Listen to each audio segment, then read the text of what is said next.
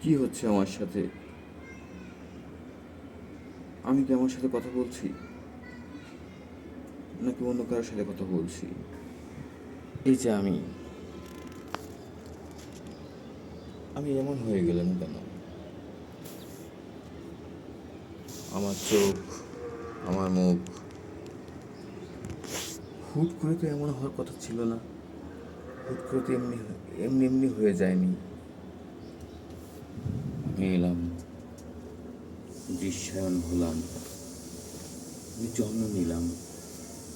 কেমন করে, কোথা থেকে, কে এখানে নিয়ে এসেছে? আমি তাকে তো দেখতে পাচ্ছি না। তার দেখার আমার খুব শখ।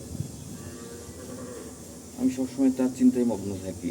তিনি আবার কি করেন না করেন আমার আবার বলা যায় না। আমি চিন্তা করতে গেলেও ভাবি, তিনি তো শুনে ফেলাচ্ছেন।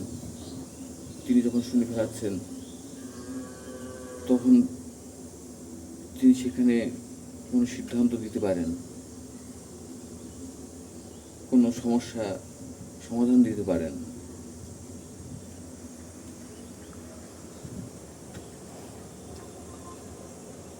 আমি মানুষ,